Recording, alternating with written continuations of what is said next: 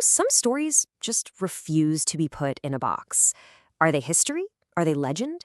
Today, we're going to dive into the incredible life of Luang Pho Khong, a monk whose power was said to have created the invincible ghost soldiers of the Indochina War. So, to really get a sense of just how important Luang Pho Khong was, you got to know about the Jaturatep, or the Four Heavenly Kings. This wasn't just some casual title. It was reserved for the four most respected, most revered monks of that entire era. There was even a famous saying, Ja, Jong, Kong, E. And the Kong in that lineup, that's our guy. He was basically spiritual royalty. But out of all the incredible things he was known for, there's one story that really stands out. It's the one that cemented his name in history forever, the legend of the ghost soldiers. So what exactly was this unbelievable story? And how in the world did it start? To really understand the legend, we've got to go all the way back to the beginning. See, his story doesn't start on some dramatic battlefield. It starts with a prophecy, right at his birth. It was a sign that his path was kind of set from his very first breath.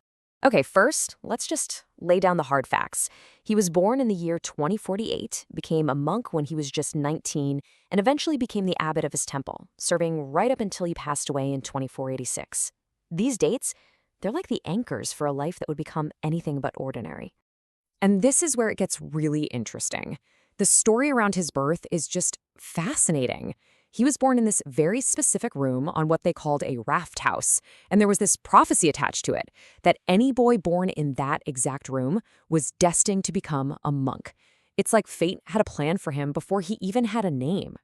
But look, a prophecy is one thing, right? Luang Pho Khong's real power came from just relentless dedication. He basically became a master seeker of knowledge, traveling all over to learn sacred and mystical arts from the greatest teachers of his time. So when he was ordained, they gave him this name, Thammachoto. And that name, it was a kind of prophecy in itself. It means he who is glorious in the Dharma, glorious in the cosmic law of the universe. And let me tell you, it was a name he would more than live up to. And this slide really shows you just how wide-ranging his training was. I mean, this wasn't your standard spiritual study. Look at this list. Sure, he spent 13 years mastering ancient scriptures, but he also learned to literally blow through solid objects, how to make these incredibly powerful amulets and yantra shirts, and even how to create magical projectiles. He was basically building this amazing toolkit of spiritual and mystical skills. Okay, and this is where it all comes together. All that knowledge, all that training, it was about to be put to the ultimate test on the battlefields of the Indochina War. And it's what would forge the legend that made him immortal. So the conflict kicks off, right? And Luang Pho Khong's specially made items, these powerful amulets and sacred yantra shirts, they get handed out to the Thai soldiers heading straight for the front lines. They were meant to give them some kind of spiritual protection in this incredibly dangerous time. And it wasn't long before these just unbelievable stories started coming back from the battlefield. Soldiers wearing his amulets would get shot, they'd fall to the ground, and then somehow they'd miraculously get right back up and keep fighting, as if nothing happened. The reports were coming from everywhere, and they were totally baffling. I mean, can you imagine being in the other side? You see a soldier you just shot go down, only to get right back up. It must have been absolutely terrifying. And out of that fear, that total disbelief, the enemy gave the Thai soldiers a new name, the Ghost Soldiers. The legend was officially born. So you can guess what happened next, right? Demand for his stuff just went through the roof. This here is his most famous amulet, the first edition coin. It was made back in 1941 for his 77th birthday. And it wasn't just for protection. The inscription was a blessing for fortune and success, multiplied. To this day, it is one of the most sought-after spiritual items in all of Thailand. But his power, it went way beyond just deflecting bullets on a battlefield. His most profound skills actually dealt with life and death itself, and he showed that mastery right up until his very last moments.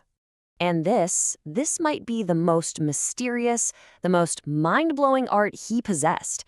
People said that Luang Pho Khong had figured out a way to actually, negotiate with death, to ask for just a little more time for people who were right on the edge.